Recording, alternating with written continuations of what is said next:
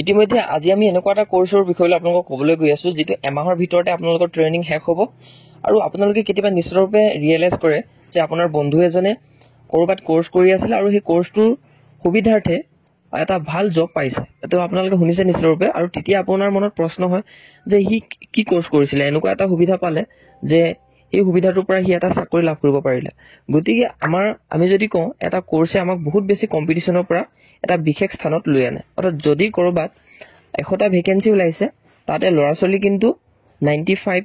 বা 85 টাহে এপ্লাই কৰিছে বাকি পোষ্টটো থাকি যায় আৰু যি কেজনে এপ্লাই কৰিছিল তেওঁলোকৰ পোৱাৰ সুযোগটো বহুত বেছি সুবিধা হয় আৰু এটা কথা যে আমি ট্ৰেইনিং বা কোৰ্স এটা যেতিয়া কৰো তেতিয়া আমাৰ ক্ষেত্ৰত বহুত বেছি সুবিধা আহে প্ৰাইভেট সেক্টৰৰ পৰা আহে গভৰ্ণমেণ্ট কেও আহে বা কন্ট্ৰাকচুৱেল বেচিছতো আহে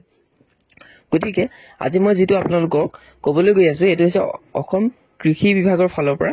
যেটো আপোনালোকৰ ইতিয়ালৈকে অনলাইন আবেদন চলিছে যেহেতু এই কাৰণে মই আপোনালোকক জনাই দিও ইয়াৰ বিষয়লৈ সকলোখিনি আৰু ইয়াৰ যিখন নটিফিকেশন আউট হৈছে এই নটিফিকেশনখনৰ বিষয়লৈ আপোনালোকক ইয়াতে অৱগত কৰাম আৰু ইয়াতে কোনে কোনে কৰিব পাৰিব যিসকল মেট্ৰিক পাছ হয় আৰু যিসকল 8 পাছ হয় অৰ্থাৎ অষ্টম শ্ৰেণী পাছ সকলো পাৰিব লগতে গ্ৰেজুৱেট সকলো পাৰিব গতিকে কি আমি কৰিব লাগিব কোনটোত কিমান মাহৰ বাবে ট্ৰেইনিং হয় লগতে কিমান ফিজ যাব আমাৰ ফিজ কিমান দিব লাগিব এই সকলোখিনি চাম আৰু আমি ঘৰতে প্ৰায়খিনি ইয়াতে কোৰ্সটো কৰিব পাৰি আৰু ট্ৰেইনিংৰ কাৰণে বিশেষকৈ আপোনালোকক কেইদিনমানৰ কাৰণে মাতিব পাৰে গতিকে সকলোখিনি আমি এই ভিডিঅ'তে আলোচনা কৰিম আমাৰ চেনেলটো সাবস্ক্ৰাইব কৰক আৰু ভিডিঅ'টো নিশ্চয়কৈ লাইক কৰিব হাইপ বাটনটো ক্লিক কৰিব যাতে ভিডিঅ'টো কেণ্ডিডেট সকললৈ আগবাঢ়ি যায় বলক তেনেহলে এই ভিডিঅ'টো পৰিপ্ৰেক্ষিততে আমি সকলোখিনি নটিফিকেশন চাবলৈ চেষ্টা কৰো আৰু লগতে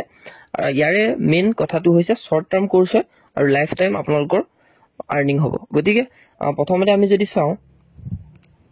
directorate of open and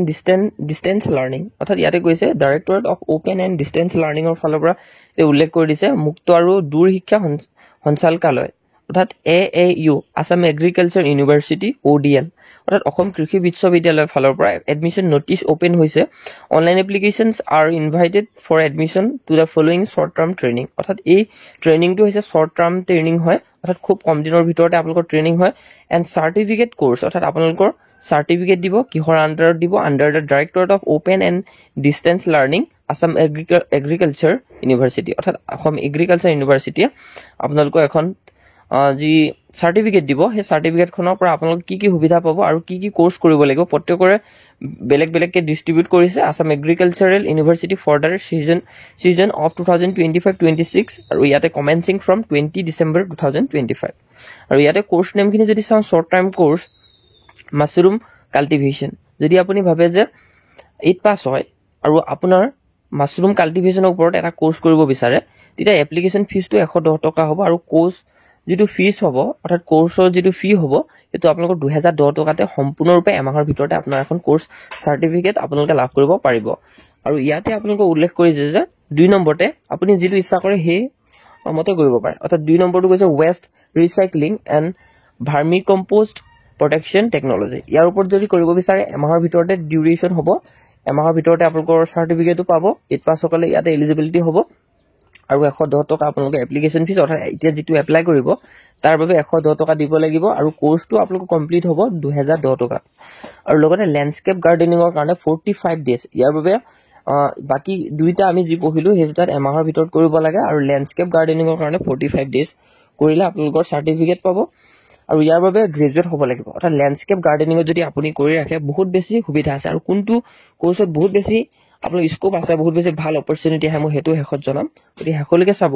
landscape gardening 45 days কৰিব পাৰিব গ্ৰেজুৱেট কলে পাৰিব আৰু যি সকল সায়েন্স বা টেকনিক্যাল ব্যাকগ্ৰাউণ্ডৰ হয় অৰ্থাৎ যেনে ধৰণে আপুনি সায়েন্স যদি আপুনি কৰিছে অৰ্থাৎ BSc হয় তেতিয়া ইয়াত বহুত বেছি সুবিধা আছে আৰু টেকনিক্যাল ব্যাকগ্ৰাউণ্ড বুলি উল্লেখ কৰিছে ইয়াতে এপ্লিকেশন ফিজ 110 টকা হয় আৰু 4010 টকাত আপোনালোকৰ কমপ্লিট কোৰ্সটো হৈ যাব আৰু 45 ডেজতে এখিনি কমপ্লিট কৰিব গতিকে বহুত বেছি সময় লোৱা নাই এবছৰ দুবছৰ এনে ধৰণৰ লোৱা নাই যদি কম সময় লৈছে কৰাটো বহুত বেছি ভাল হ'ব আৰু ইয়াতে নেক্সট উল্লেখ কৰিছে ৰুফটপ গাৰ্ডেনিং আৰু ইয়াতে আপোনালোকক উল্লেখ কৰিছে 45 ডেজ কোৰ্স হয় ইয়াতো 8 পাস বিচাৰিছে 110 টকা আৰু 4010 টকাত কমপ্লিট হ'ব কোৰ্সটো আৰু হানি প্ৰডাকচন টেকনলজি ইয়াতো বহুত বেছি ভাল সুবিধা থাকে 45 ডেজ ক্লাস 8 পাস 110 টকা 4010 টকা এতিয়া নেক্সট সাৰ্টিফিকেট কোৰ্সটো আমি আৰু দ্বিতীয় এটা চাও এখিনি শৰ্ট টাৰ্ম কোৰ্স হয় আৰু এতিয়া আমি লং টাৰ্ম কোৰ্সটো চালে ভাল বেছি হ'ব এতিয়া যেটো সাৰ্টিফিকেট কোৰ্স হয় এখিনি আছিল আমাৰ শৰ্ট টাৰ্ম কোৰ্স যেটো আপোনালোকৰ কম দিনৰ ভিতৰতে হ'ব কিন্তু ইয়াতে 2 নম্বৰটো সাৰ্টিফিকেট কোৰ্স হয় এই সাৰ্টিফিকেট কোৰ্সটো কৰিলে আপোনালোকে সাৰ্টিফিকেট পাব আৰু ইয়াতে কমাৰ্শিয়েল ফ্লোৰিকালচাৰ অৰ্থাৎ কমাৰ্শিয়েল ফ্লোৰিকালচাৰত 3 মাহ আপোনালোকৰ ডিউৰেচনৰ কোৰ্স কৰিব লাগিব আৰু ইয়াতে 10 পাস সকলে পাৰিব এপ্লিকেশন ফিজ 210 টকা হয় আৰু ইয়াৰ বাবে কোৰ্স ফিটো হয় আপোনালোকৰ 6010 টকা হয় নম্বৰটো হৈছে certificate course tourism and hospitality management এতিয়া আটাইতকৈ বেষ্ট যদি আপোনালোকৰ স্কোপ আছে যেটো টুৰিজম এণ্ড হস্পিটেলিটি ম্যানেজমেন্ট ইয়াৰ ক্ষেত্ৰত আপোনালোকৰ বহুত বেছি অপৰচুনিটি থাকে আৰু ইয়াতে এসএস পাস হ'লে পাৰে গতিকে আপুনি যদি এসএস পাস কৰা বেছি দিন হোৱা নাই বা দিনো হৈছে এতিয়ালৈকে একো ধৰণৰ অপৰচুনিটি নাই পোৱা কিন্তু এটো আপোনালোকে কৰিবলৈ চেষ্টা কৰক 3 মাহ আপোনালোকৰ ডিউৰেচনৰ হ'ব 210 টকা এপ্লাই কৰোতে দিব লাগিব আৰু 7510 টকাত আপোনালোকৰ কমপ্লিট হৈ যাব এই কোৰ্সটো অৰ্থাৎ মই যদি বেছিকৈ ক'বলৈ কয় কোনটো কোৰ্স বেছি ভাল হ'ব কোনটো সাৰ্টিফিকেট কোৰ্স বেছি ভাল হ'ব এটো হৈছে টুৰিজম এণ্ড হস্পিটেলিটি ম্যানেজমেন্ট ইয়াত কিন্তু বহুত বেছি আমাৰ ফিউচাৰত বহুত বেছি স্কোপ আছে আৰু এটো কাৰণে আপোনালোকে এটা এক্সট্ৰা কম্পিটিশনতকৈ আগবাঢ়ি থাকিব আৰু ইয়াতে যদি চাই 3 নম্বৰটো নাৰ্সাৰী ম্যানেজমেন্ট ইয়াত সবহিয়া হয় আৰু ইয়াৰ বাবে আপোনালোকৰ 8 পাছে পাৰিব এটো সাৰ্টিফিকেট কোৰ্সটো 210 টকা হয় এপ্লাই কৰোতে আৰু 7510 টকা আপোনালোকৰ কোৰ্স ফিটো কমপ্লিট হ'ব আৰু food preservation as an avenue for entrepreneurship development ইয়াতে আপোনালোকৰ 3 মহীয়া হয় ক্লাস 8 পাস আৰু 210 টকা আৰু 7510 টকা ইয়াতে আপোনালোকৰ কমপ্লিট কোৰ্স হ'ব এতিয়া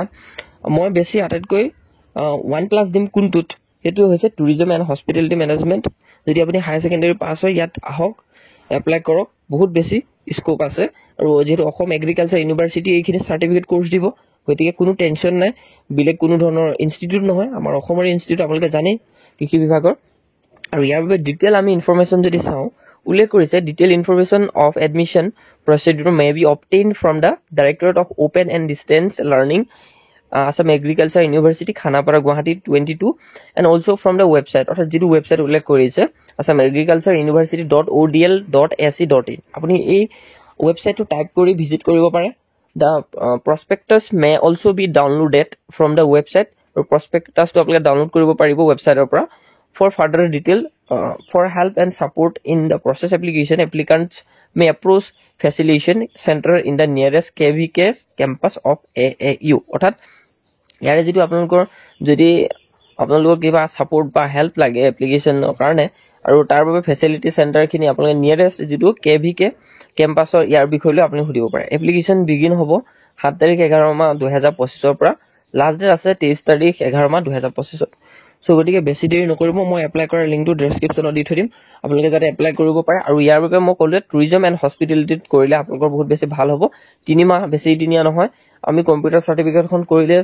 3 মাহ 6 মাহ কৰিব লগা হয় গতিকে এনেকুৱা এটা সাৰ্টিফিকেট কোৰ্স যদি কৰিব পাৰে ইউনিভাৰ্সিটি আন্ডাৰত বহুত বেছি আপোনালোকৰ গভৰ্ণমেন্টৰ চাকৰি ক্ষেত্ৰত বা কিবা এপ্লাইৰ ক্ষেত্ৰত বা বিশেষকৈ প্ৰাইভেটৰ ক্ষেত্ৰত কন্ট্ৰাক্টুৱেলকে আহিলো সেইখিনি অপৰচুনিটি পাব লগতে আপোনালোকে জানে কৃষি বিভাগতো বহুত বেছি চাকৰি ওলাই থাকে তাতো আপোনালোকে টুৰিজম এণ্ড হস্পিটেলিটি ম্যানেজমেন্টত লাভ কৰিব পাৰিব আৰু এটা কথা এডিআৰিত যেহেতু আমি যেতিয়া এপ্লাই কৰো তেতিয়া আমাৰ এক্সট্ৰা কোৰ্স আছে নেকি বা আমাৰ এক্সট্ৰা স্কিল আছে নেকি বা আমাৰ যিখন আমাৰ এমপ্লয়মেন্ট এক্সচেঞ্জ হয় তাতো বিচাৰে তেতিয়া আপুনি এমপ্লয়মেন্ট এক্সচেঞ্জত এনেকুৱা এটা সাৰ্টিফিকেট কোৰ্স ফিল আপ কৰিব তেতিয়া আপুনি যেতিয়া এডিআৰি এপ্লাই কৰিব তেতিয়া আপোনাৰ লগত এপ্লিকেশনৰ লগত এটাচ হৈ যাব তেতিয়া এটা এক্সট্ৰাকে আপুনি এটা সুবিধা পাব যদি আপুনি এগ্ৰিকালচাৰ ইউনিভাৰ্সিটিৰ আন্ডাৰত কিবা সুবিধা পায় তেতিয়া আপোনাক খুব সোনকালে এপ্লিকেশন ইনভাইট কৰিব বা আপুনি এডিআৰি চাকৰি পাস কৰিলে ধৰি লওক পাস কৰাৰ পিছত আপোনালোকৰ এনেকুৱা এটা কোৰ্স আছে তেতিয়া আপোনাৰ এগ্ৰিকালচাৰত যদি খালি থাকে আপুনিয়ে পাব তেতিয়া পিলেকে নাপায় কেতিয়া এটোই আছিল সুবিধা গতিকে কিবা এটা যদি আমি কোৰ্স বা সাৰ্টিফিকেট কৰি ৰাখো আমাৰ কাৰণে বহুত বেছি সুবিধা হয় আপোনালোকে জানে যেহেতু ইনফৰমেশন ভিডিওটো ইমানটো সমাপ্ত কৰিছো যদি ভাল লাগিলে চেনেলটো সাবস্ক্ৰাইব কৰি ৰাখিব নিশ্চয়ৰূপে